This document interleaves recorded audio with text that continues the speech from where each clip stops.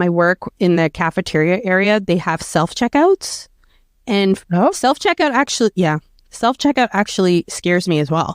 Because my fear is that I do something wrong, and then you have to like press the button for assistance, and then you look like a fool, and you're like standing there, and all of a sudden everybody else has become hyperspeed, right? They're all like checking through, beep, beep, beep, beep, thanks for shopping, and they're all just leaving you, and you're like, no. Like, I don't know the amount of times when the machine like yells at me.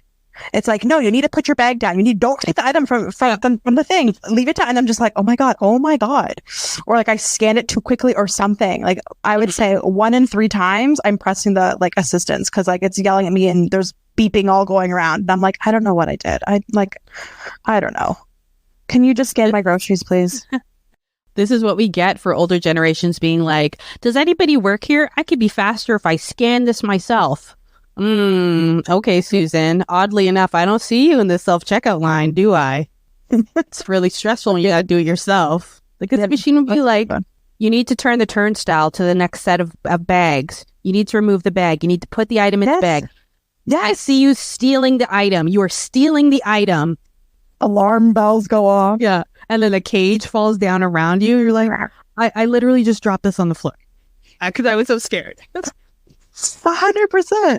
Speaking of that, I would say just like, I know you don't, Krista does not go into a grocery store, but like going into a store, I just don't. Right.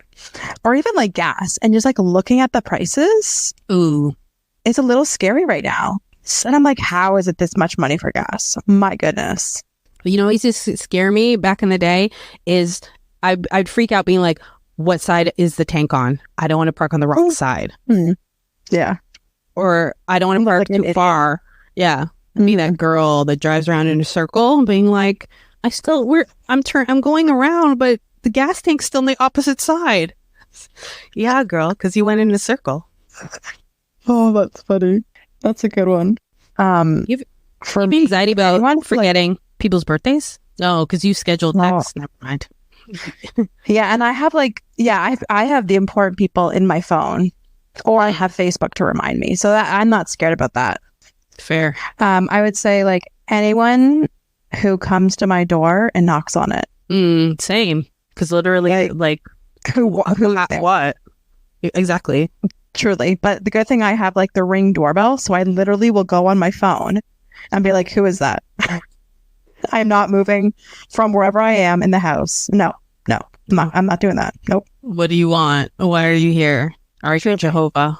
Are you like the Amazon person that like drop off my delivery to like let me know like, hey, it's here, and then you're like gone? Or is it like actually someone that like wants to talk to me? Or kill you? Well, the thing about Amazon is that those few that do like knock on the door do it so aggressively. Like they're mad about their job. So it's always like, boom, boom, boom, boom. It's like, okay, but like nobody's going to... I just bought razors and some shaving cream. Nobody's going to steal that, sir. There's no need to aggressively pound on my door. I know. But like every time it scares me. I'm like, who's at my door? Same. I was going to go back to corporate. Can I? Because it just reminded me of something. Yes. Have you ever been scared that you're going to like message the wrong person on like Teams or Slack or whatever you use? You're going to like say something about somebody and then you're going to like message the wrong person? Because I've done that twice in my life. Be like complaining about somebody. Delete it? No, I was too late. They already saw it both times. Oh my God. So how did you get out of that situation? The first time I did it was like early in my career. And the second time I did it was a little later in my career. I'm due to do it now, but I haven't done it yet. Thank God. The first time the message I literally sent was supposed to be to my friend. And I said, so-and-so is so annoying. And I sent it to the person that was annoying. Oh, that's... And she replied back saying, I'm annoying. That's funny. I would think probably I did it. Or like maybe texting somebody else I shouldn't have texted. Because like you're thinking about that person, right? So just like automatically you might have clicked on that person by accident. Yeah, either like through like the corporate like instant message or like through a text message or WhatsApp. Well, here's a helpful tip for those that may also do the same thing. This is how I got out of it. She replied back to me, you think I'm annoying? And I'm like, no, but you weren't answering me, so I needed to say something to get your attention. She bought it. Genius. Because I'm known to be sarcastic, so that actually landed pretty well. but whoo, I was swaying for that second where I'm like, shoot. Yeah. So that's a real life adulting fear. Or you're talking about somebody and you accidentally butt dial them. That's my fear. Oh, that's my fear. But like that doesn't happen anymore because most people's screens are locked. So does that really happen nowadays? You wouldn't believe the amount of times my sister butt dials me and then I just hear her in the car driving and I'd be like, hello. How many times have I accidentally like video called you or you done that to me? Like, okay. Yeah. About screen is always locking, not at the right time. That's true. A lot of people online said that living on their own is a little freaky deaky to them. Maybe it's like the first time you move out of your, parents' house and maybe you're living on your own and you have no roommates. It'd be a little scary the first little while because you have to get used to like the noises and the sounds and everything like that. That's true. I'm trying to remember when I first moved out on my own. Like I moved away for school, but I had a roommate, so it was different. But when I moved out on my own, was I scared the first night? Yeah, I think it took some getting used to noises. The places where I never get comfortable is when I'm traveling alone and then I'm in a hotel room alone. Oh, really? That doesn't bother me. It bothers me because those noises you don't get used to. You're not there long enough. And then I have a fear when I'm traveling for work of oversleeping, especially if there's a time difference and then like sleeping through an alarm. Yeah, that's true. I have a fear about getting into a car accident because I've never been in a car accident before. Oh my God. Like, what do I do when it happens? Like, I don't know. Call my dad? Like, what do I do? Well, valid. And I've never been pulled over. And like, I would not too. I kind of know what to do. And I think I'd be like, what do you need? I need your whatever slip and you're this. I'm like, okay, where is it? I know where it is. Yeah, that's a little nerve wracking. It's like, do you just assume that it's not for you because you're a law abiding citizen and then they follow you all the way home? Like, what do you do? Yeah, that's scary. Just thinking about it freaks me out. Literally, my heart is racing a little bit. The most popular kind of fear that adults have are heights and fear of the dark.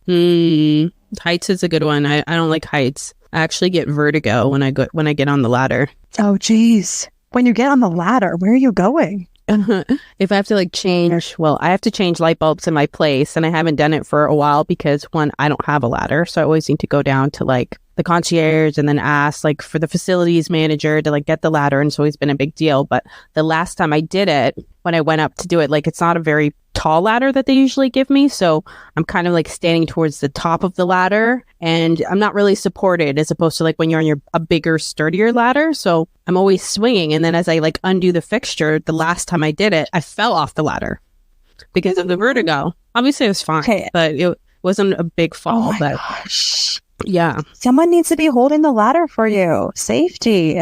Honestly, I don't know how I'm still alive. Like, I shouldn't be left alone, Sarah. Literally, like, I've been living here a long time, but like the stuff that I've done and I haven't set the place on fire is amazing.